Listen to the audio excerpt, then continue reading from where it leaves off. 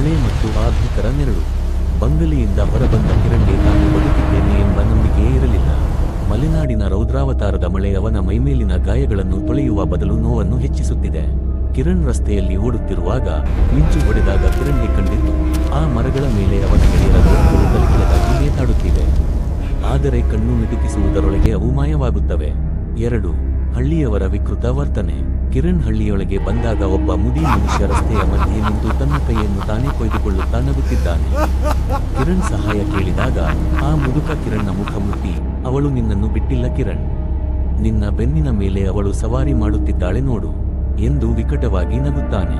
ಕಿರಣ್ ಹಿಂದೆ ನೋಡಿದಾಗ ಯಾರೂ ಇಲ್ಲ, ಆದರೆ ಅವನ ಬೆನ್ನಿನ ಮೇಲೆ ವಿಪರೀತ ಭಾರ ಮತ್ತು ಉಗುರಿನಿಂದ ಪರಚಿದ ಗಾಯಗಳಾಗುತ್ತವೆ. 3. ಅಘೋರಿಯ ಭೀಕರ ದರ್ಶನ ಮತ್ತು ರಹಸ್ಯ.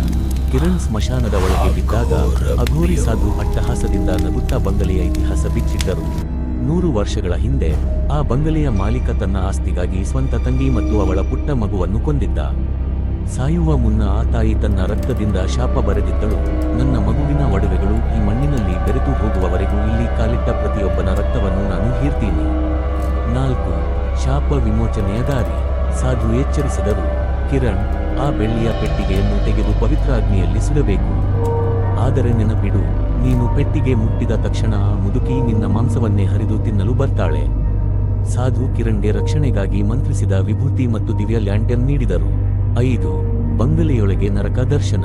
ಕಿರಣ್ ಮತ್ತೆ ಬಂಗಲೆ ಪ್ರವೇಶಿಸಿದಾಗ ಅವನ ಗೆಳೆಯರ ದೇಹಗಳು ಒಂದಕ್ಕೊಂದು ಅಂಟಿಕೊಂಡಿವೆ. ಅವರ ಕಣ್ಣುಗಳ ಒಳಗೆ ಕಪ್ಪು ಜೇಡಗಳು ಓಡಾಡುತ್ತಿವೆ. ದಿಢೀರನೆ ಆ ಹಳೆಯ ಬೊಂಬೆ ಕಿರಣ್ನ ಎದುರು ಬರುತ್ತದೆ. ಆ ಮುದುಕಿ ಕಿರಣ್ನ ಕೈ ಬೆರಳುಗಳನ್ನು ಒಂದೊಂದಾಗಿ ಮುರಿಯಲು ಶುರು ಮಾಡುತ್ತಾಳೆ. ಕಿರಣ್ ನೋವಿನಿಂದ ಕಿರುಚುತ್ತಾ ಪೆಟ್ಟಿಗೆಯನ್ನು ಬೆಂಕಿಯ ಕುಂಡಕ್ಕೆ ತಳ್ಳುತ್ತಾನೆ. 6. ಆತ್ಮಗಳ ಮಹಾಸ್ಫೋಟ ಮತ್ತು ಅಂತ್ಯ. ಬಂಗಲೆಯಲ್ಲಿ ಭೂಕಂಪವಾದಂತೆ ನಡುಕ ಶುರುವಾಗುತ್ತದೆ. ಆ ಮುದುಕಿಯ ದೇಹದಿಂದ ಸಾವಿರಾರು ಕಪ್ಪು ಹಕ್ಕಿಗಳು ಹೊರಬಂದು ಮಾಯವಾಗುತ್ತವೆ. ಆಕೆಯ ಕ್ರೂರ ರೂಪ ಕರಗಿ ಹೋಗಿ ಅಲ್ಲಿ ಶ್ವೇತ ವಸ್ತ್ರ ಧರಿಸಿದ ಒಬ್ಬ ತಾಯಿ ಮತ್ತು ಮಗು ಮುಡಿ ಮುಟ್ಟಿ ಹೊಂದುತ್ತಾರೆ. ಸೂರ್ಯ ಉದಯಿಸುತ್ತಿದ್ದಾನೆ, ಆದರೆ ಕಿರಣ್ನ ಬೆನ್ನಿನ